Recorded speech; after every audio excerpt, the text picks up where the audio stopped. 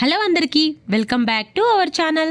ఎప్పుడూ స్నాక్స్ ఒకే రకంగా కాకుండా ఇలా డిఫరెంట్గా బిస్కెట్స్ని ప్రిపేర్ చేసుకోండి. ఇది చాలా సింపుల్గా చేసుకోవచ్చండి. బెల్లం వేసి గోధుమ పిండి వేసి ఇవి ఎక్కువ నెలలు కూడా స్టోర్ చేసుకోవచ్చు. దీన్ని ఎలా చేసుకోవాలో ఇప్పుడైతే చూసేద్దాం రండి. ముందుగా అయితే బెల్లాన్ని తీసుకోవాలండి. ఒక గిన్నెలోకి సరిపడా బెల్లాన్ని వేసుకొని అందులోకి 1 కప్పు దాకా వాటర్ని అయితే యాడ్ చేసుకోవాలండి. ఈ రకంగా నీళ్ళని పోసుకొని ఈ గిన్నెనైతే గ్యాస్ మీద పెట్టుకోవాలి.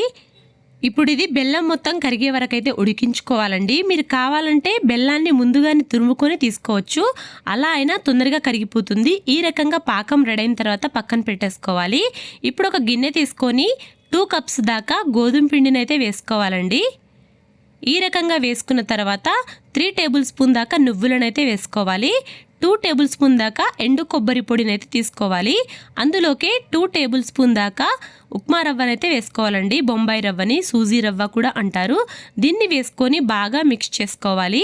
కొద్దిగా ఉప్పు కూడా వేసుకోవచ్చు, మీకు నచ్చితే కొద్దిగా వంట సోడాని కూడా వేసుకోవచ్చు. ఇప్పుడు మనం ముందుగా బెల్లం పాకం పట్టుకున్న పాకాన్ని అయితే మొత్తం వేసేసి బాగా కలిపేసుకోవాలండి. పాకం అయితే కొంచెం చల్లారిన తర్వాత వేసుకొని కలిపేసుకోవాలి.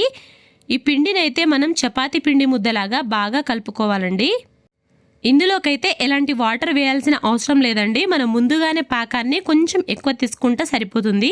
ఈ రకంగా పిండి ముద్దనైతే బాగా కలిపేసుకొని ఓ 10-15 మినిట్స్ అయితే పక్కన పెట్టేసుకోవాలి.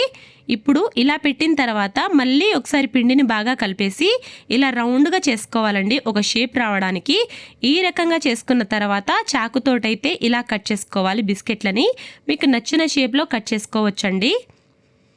కొంచెం లావుగా కాకుండా కొంచెం మీడియం సైజులోనే చేసుకోవాలి. ఈ రకంగా మనం ఇందులోకి ఎండు కొబ్బరి వేసాం కాబట్టి ఇందులోకి చూడ్డానికి అండ్ టేస్ట్ కూడా చాలా బాగుంటుందండి. ఇప్పుడు డీప్ ఫ్రైకి సరిపడా ఆయిల్ వేసుకొని మీడియం ఫ్లేమ్లోనే ఇలా ఒక్కొక్కటి వేసుకుంటూ ఫ్రై చేసుకోవాలి. చాలా సింపుల్గా ఈ బిస్కెట్లను అయితే ప్రిపేర్ చేసుకోవచ్చండి. ఇవి ఎక్కువగా గట్టి పడకుండా మీడియంలోనే మనమైతే ఫ్రై చేసుకొని దించేసుకోవాలి. చూసుకొని అయితే ఫ్రై చేసుకోవాలండి, మరీ గట్టిగా చేసుకోకుండా. ఈ బిస్కెట్లను అయితే ఎక్కువ రోజులు స్టోర్ అయితే చేసుకోవచ్చండి.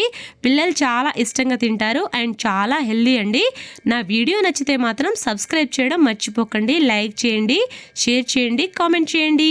Thanks for watching.